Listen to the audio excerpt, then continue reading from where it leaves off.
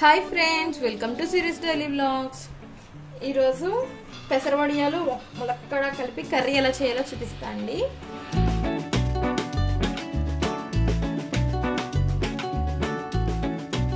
ఇవి పెసరవడియాలండి. మనం పెసరపప్పు నానబెట్టుకుని ఇది చిన్న చిన్న వడియాల కింద పెట్టుకోవాలి.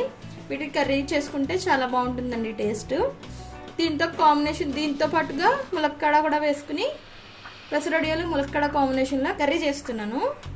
చూడండి ఎలా ఉందో. ఫస్ట్ ఒక కప్పు నేను పెసరవడియాలు తీసుకున్నానండి. ఫస్ట్ దానికోసం మనం స్టవ్ ఆన్ చేసుకుని ప్యాన్ పెట్టుకుని ఫస్ట్ ఆయిల్ వేసుకోవాలి. మనం ముందుగా తీసుకున్న పెసరవడియాలని మనం ఆయిల్లో ఫ్రై చేసుకోవాలండి. ఇవి వేయించుకుని ఊరికనే తినడానికి కూడా చాలా బాగుంటాయి టేస్ట్.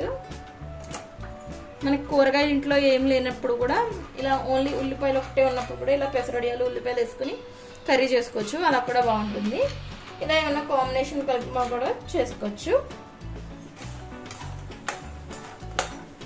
వేగిపోయినాయండి. ఇప్పుడు మనం ఇవి బౌల్లోకి తీసేసుకుందాము.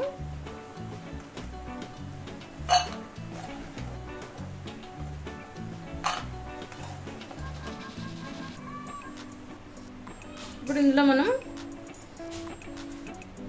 ఆనియన్స్ వేసుకుందామండి.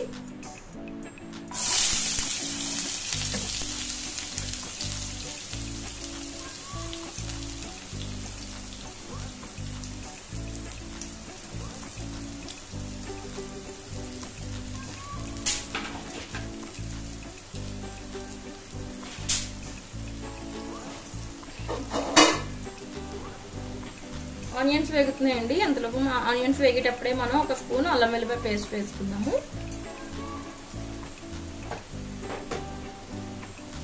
అల్లం వెల్లిపాయ పేస్ట్ పచ్చివాసన పోయేదాకా వేయించుకోవాలి. ఆయిల్లో బాగా ఫ్రై చేసుకోవాలి. ఇందులోనే పసుపు వేసుకుందామండి.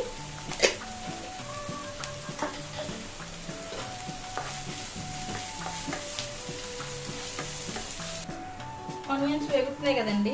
మనం కట్ చేసుకున్న ములక్కడ ముక్కలు వేసుకోవాలి. ఈ సైజు ములక్కడిని కట్ చేసి పెట్టుకున్నామండి. ములక్కడ ముక్కలు కూడా వేసేసుకున్నాము.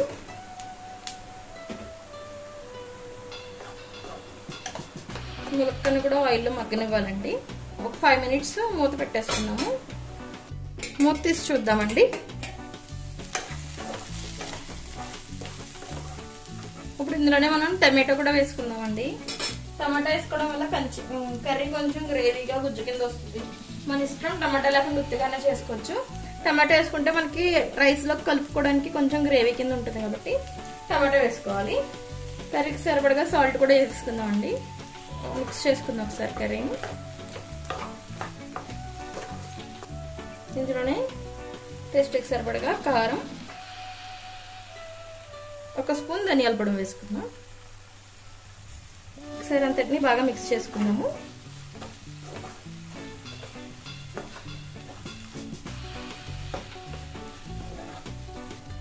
ఒక 5 మినిట్స్ మళ్ళీ మూత పెట్టుకుందాము. ఒకసారి మూత తీసి చూద్దామండి. మన టమాటాలో నుంచి వాటర్ అంతా బయటకు వస్తుంది కదండి. ఇప్పుడు ఒకసారి మిక్స్ చేసేసుకుని ఇప్పుడు ఇందులోనే మనం ముందుగా వేయించిన పెసరవడియాలు ఉన్నాయి కదండి, అవి కూడా వేసుకుని ఒకసారి మిక్స్ చేసుకున్నాము.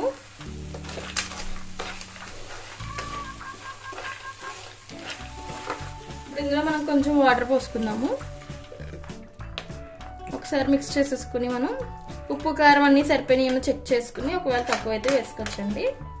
ఈ టైంలో వేసేసుకుని మనం ఒకసారి మూత పెట్టేసుకుని ఒక 10 మినిట్స్ వాటర్ తగ్గేదాకా కూడా మనం సిమ్లో పెట్టుకుని మూత పెట్టేసుకుని ఉంచుకుందాము. ఒకసారి మూత తీసి చూద్దామండి. ములక్కడ మగ్గిపోయింది. వాటర్ కూడా అంతా ఇంకిపోయినాయి కదండి. కర్రీ అనేది రెడీ అయిపోయింది. బౌల్లోకి తీసేసుకుందామండి.